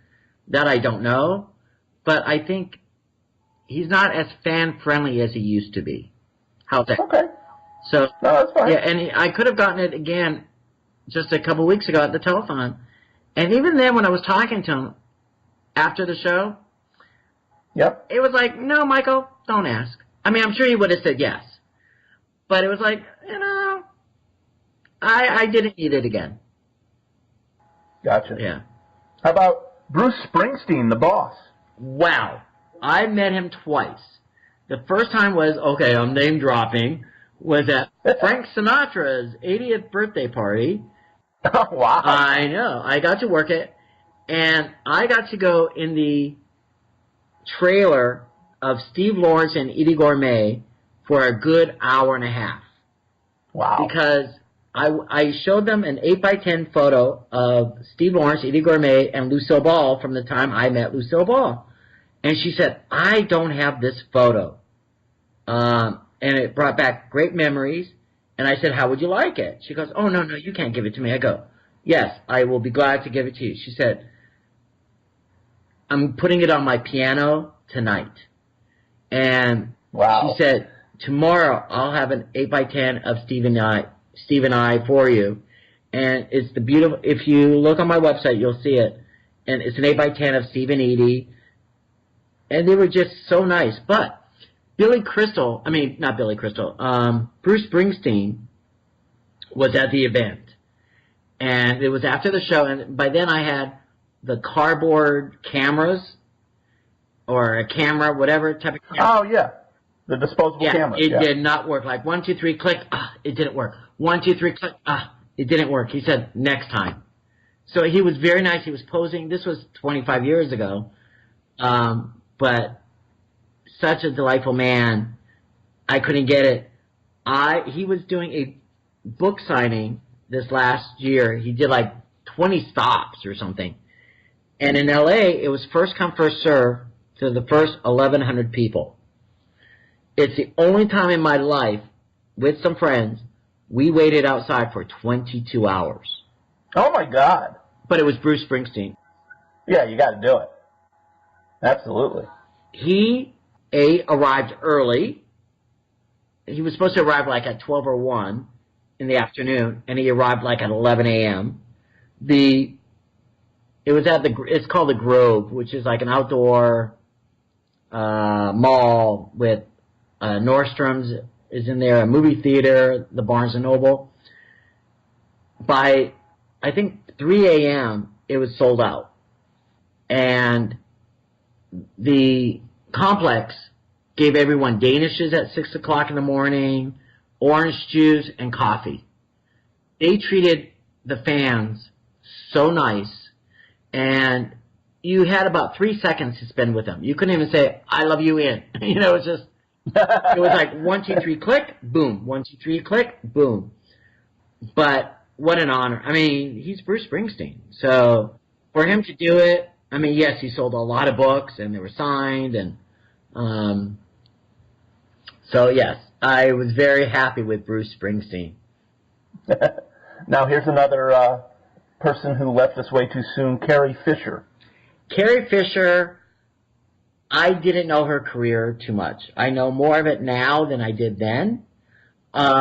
She did a book signing at Barnes & Noble, same place as Bruce Springsteen, and there might have been 300-400 people in line, and it was, of course, she was not posing for photos, she wasn't doing that, and for some reason, I went up to her, and I said, I think it was like one of the first 15, 20 people, because I had the right color wristband. Could I please get a photo? And, of course, the people behind her, oh, no. And she was, of course, Oh, I said to her, I know everyone's here because they love you in Star Wars, but I really liked you in, Postcards from the Edge. I know she was the writer. And it was just something different. It wasn't like, what was her character in Star Wars? Princess Leia. Princess Leia, hello. I know one thing, Lucy. Everybody was there, Princess Leia. Everything's Princess Leia. Whatever she does next or would have done next was always Princess Leia. So I brought up something different. And she said, yes, it's not my best picture. But then my friend was right after me, and she said, I bet you want a photo too. And he had never been to a book signing, but as soon as he knew it was going to be Carrie Fisher, he went with me. And he took the best picture with her. She was doing crazy things in the picture, but it was a typical, what I'm learning, Carrie Fisher. And so I like her. I like the picture with you and her. She's kind of looking sideways, has a funny face. Yeah, but my friend I think is even better. But and then after me, she started taking pictures with fans. She knew that people wanted pictures. Besides the autograph, and she did it. And she left us way too soon. Her mom, she was the typical Hollywood movie star.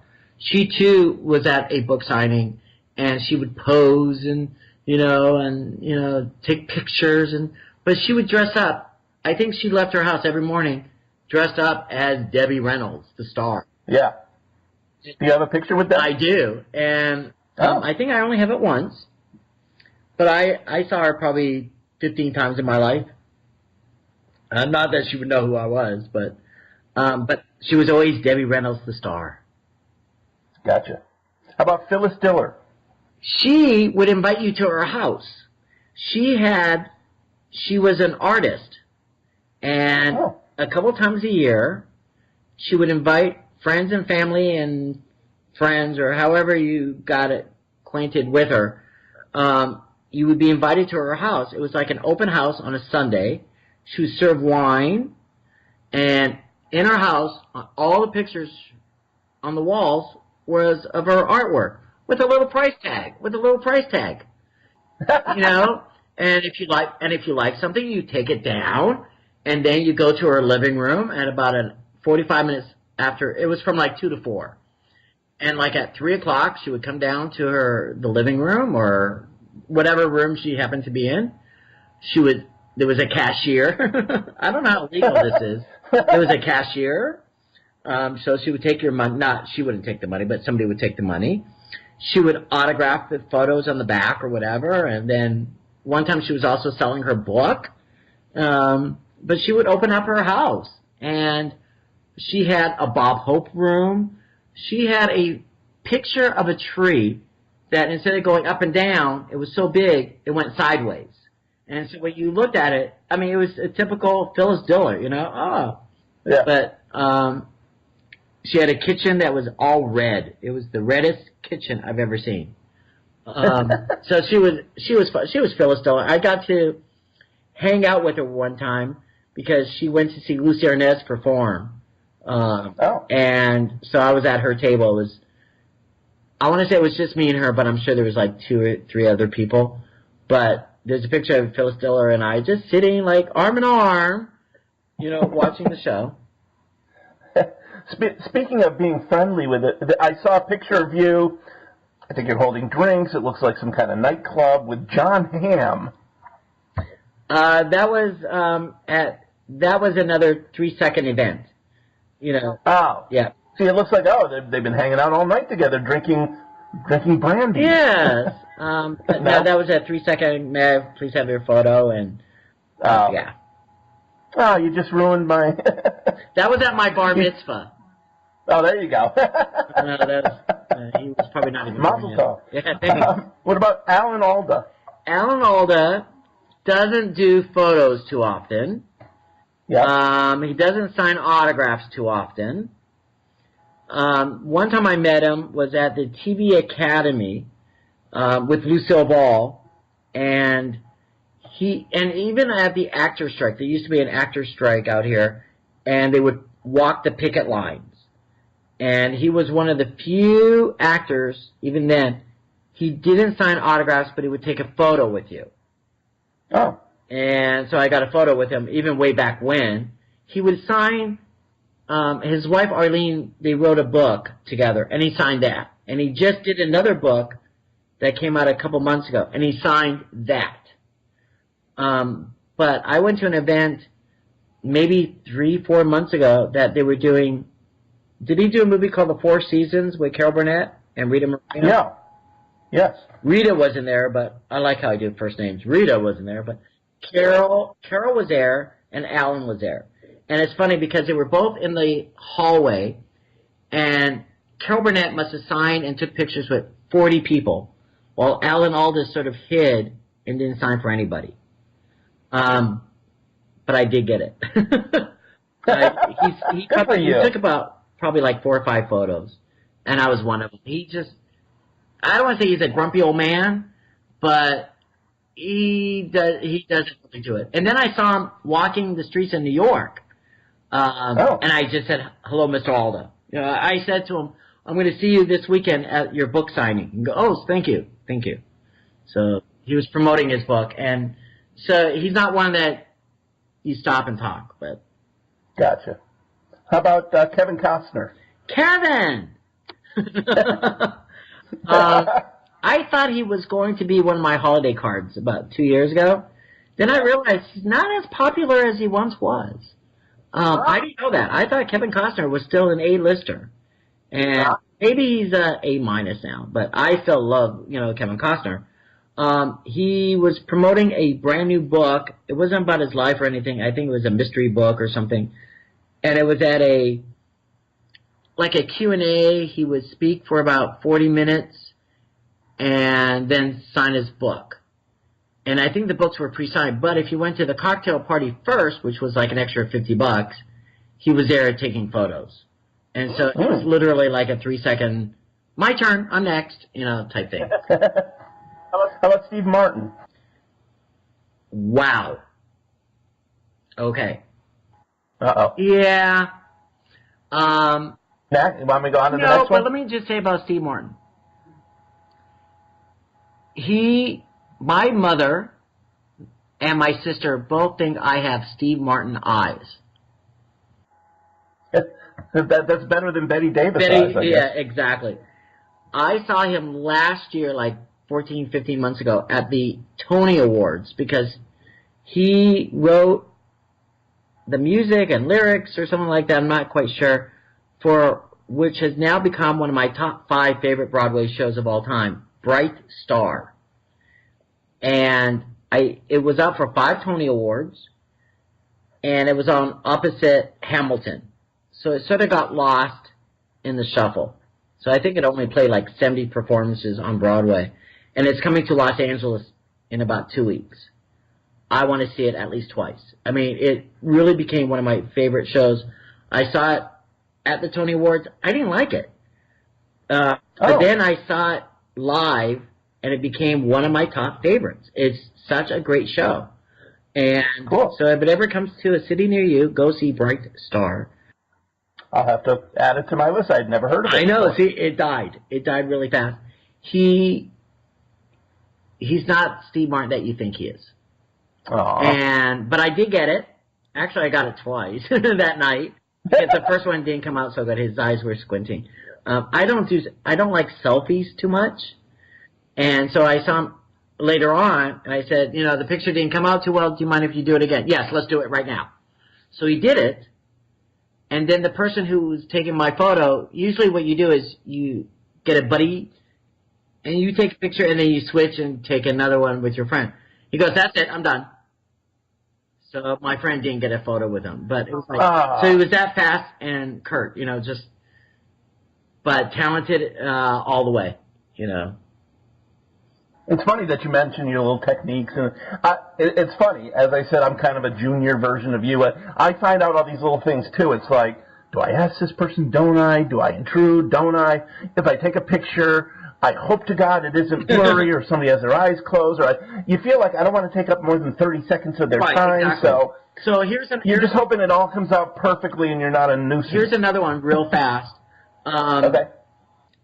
When I was going to go to the Alan Alda book signing in New York. I called up the Barnes & Noble, and I said, what time is the book signing? And they said, for Chelsea Clinton. I go, no, I was looking for Alan Alda. And they said, Alan Alda is next week. Today is Chelsea Clinton at 11 a.m. Oh. You know what? I sort of blocked this time off. I'll go for Chelsea Clinton. Why not? She wrote a kid's book. But I went, and because I had been there before for a couple other book signings, I knew where to sit because they do it in long rows of like 30 across. So I knew to be on the right-hand side, so I'd be one of the first to go up there. I was in the 5th row because the first 4 rows were sort of roped off for kids. It was a kid's book, so totally understood. So I'm sitting next to a person who I never met before. We're now friends on Facebook, a young kid, a young Michael Stern. And we're sitting for about 30 minutes, and Chelsea's up on stage, and and this kid said, oh my gosh, there's her dad, Bill Clinton. So I make a dash to Bill Clinton, and he follows me. I know when to do it, when not to do it. Nobody stops me. And I said, Mr. Clinton, could I please have a photo with you? Oh, no. I first show him the picture of him and me with Betty White photobombing. Sure. Yeah. And he goes, when was this taken? I said, a couple years ago, at a charity event. I said, but as you can see, it's a little blurry. Do you mind if we take it again? He goes, oh, sure, no problem. And I hand the phone to this new kid that I never met. Yeah. And he said, I want my picture with Bill Clinton. I go, I know. I'll take a picture with me and him, and then I hand you the phone, and we'll take another photo. And the kid said, I want my picture with Bill Clinton. So finally Bill Clinton got it right away. He says, give me your phone. We'll just take a selfie. So we have some selfies. They're not my favorite, but Bill Clinton is the one who took the selfie. Anne Hathaway. Do you know Anne Hathaway? Sure. I heard she doesn't have the nicest reputation. To me, she was the most wonderful person. I went up to her, and I said, could I please have a photo? And she said, yes. I go, oh my God. There was like no one around to take a photo. She said, you have an iPhone? I go, yes. She goes, let's take a selfie. And I'm going, what? And she goes, and she showed me how to do a selfie. And so Anne Hathaway is my very first selfie. It's not my favorite picture, but she was my first. So she was very wonderful. I asked for a picture of, what's his name? He always plays these characters. Name a guy who does characters, and that's all you know him for is basically his characters that he plays in movies.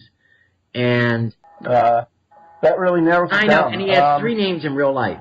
Sacha Baron Cohen. Sacha Baron Cohen. So what characters has he? Borat. So he will only take photos when he's in a character. Oh. So, and I knew that, but I asked him for a photo, and I was really nice. He says, I'm so sorry, I don't do that, but thank you for asking. And I knew he was going to say no. So I turn around, and 3 seconds later, I got Daniel Day-Lewis. Oh. So, much better. 2-time or 3-time Academy Award winner. I think I did better. Now, Sacha Cohen, had an office at Paramount Studios. And I asked him a couple times, and he did say no. And then I was doing my book signing. I was doing a book signing of I Had a Ball, My Friendship with Lucille Ball, at Paramount Studios. And we were talking, and I said, I know you don't do photos or whatever. And finally, he was about to say yes. He was like, okay, yeah, you really do. Yes, you should get one. And one of my friends said, you know, Michael, he doesn't do photos out of costume. It's like, so then he didn't do it. It just, I know. I lost memento or what. But very nice. Okay. But I don't mind if they say no when they're really polite about it.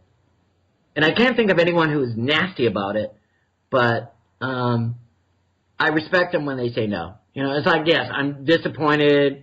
I try 1 second longer, but no. No is no. You know, and 99% are yes. I remember, if I can remember the names, he was in the movie, what's the movie with Robin Williams, Birdcage, his co-star. And he's, and he does a lot of Broadway shows. The heavier guy? Yeah. And everyone listening is going to know who we're talking. Right, they're all yelling the name out. Well, keep talking, and I'll think of it. So I asked for his photo at Joe Allen's in New York, and he said, when did people stop asking for autographs? I go, tonight. So I can't think of his name. Oh, I'll get it. I'm Googling it as we speak. Don't tell anybody. It was in the producers. Right. Nathan Lane. Thank you. But I did get it. I hope Nathan Lane's not listening. Yeah. We love Nathan Lane. Out, Nathan Lane. And he was probably saying, it's me. Any other fast names? Well, believe me, I could go on and on and on and on. I was going to ask you if you had one last good one to share. Share. I missed it. Oh. Yeah. I didn't get hers the other day, but she was very sweet, very nice. But that Barbra Streisand really, that did it. Oh, I can't wait. Can I be added to your Christmas card list? Certainly. I have them almost all printed already. So. You're such a good Jewish boy. No, actually, they're not Christmas cards. They're holiday cards / New Year's. They never say Christmas. Okay, just checking. Yeah. But this is my 20th anniversary card. And about a month ago, I was like, I have no one to take. I have no one for this year's card, and it had to be somebody special. And then I got George Clooney, and that got a lot of hits on my Facebook. But I knew that I was already going to do the one that we're talking about. But Yeah. Oh, that's great. yeah. That is awesome. I'm so happy you got that. Oh, me too. Me too. Took a lot of perseverance, but all your years of practice and experience have finally paid off. Yeah, I'm trying to think who else in photos that is like great stories, or I have so many. So I know, and I encourage folks. Why don't you give the name of your website again so people can go check out not only the book, I Had a Ball, but also all of your photos and so on. TheLucyFan.com. TheLucyFan.com. Yeah. I've checked it out. It's an awesome site. It kind of reminds me of my own. Uh-huh. You know, not only do I want to be you, I want my website to be yours. But, I can tell you about two fast. Let me tell you about two fast photos that I usually get my photos. Even if somebody's taking a camera when it was cameras, I usually get the photos that night. I never got my photo from Gracie the Clown, who took a photo with me and Nancy Reagan like 30 years ago. I'm still waiting for it, Gracie the Clown. She said, oh, the picture, it didn't come out. It's like, yeah, it did, but whatever. She's lying. She's lying.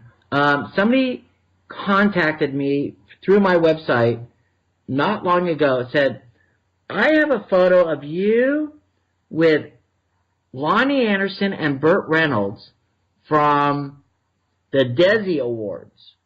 And I'm going, wow. And I remember being at the Desi Awards, but I don't remember this photo at all because usually I get it instantly. And he said it was hanging in his boss's office or something. Why me? But then the business closed like 20 years ago, and I've had this photo for like 20 years, and I just stumbled across, your website. Let me send it to you. And so cool. I have a great photo of, and I have lots of Lonnie Anderson and myself, but this was Lonnie, Burt, and myself, so I love that. Then about 2 months ago, there was a miniseries on TV called Feud about Betty Davis and Joan Crawford. Oh, yeah. Yep. And I met Betty Davis twice. Once? Twice. Oh my gosh, I can't remember. I'm getting old. But she was signing a record album called Betty Davis Sings. And there must have been 1,000 people in line or 500 people, whatever it is. And this was way before photos. And who knows if you had a camera, if you were allowed to have it out. I have no idea. But somebody did like a 4-minute documentary about this event. And it's on YouTube. And I'm watching it.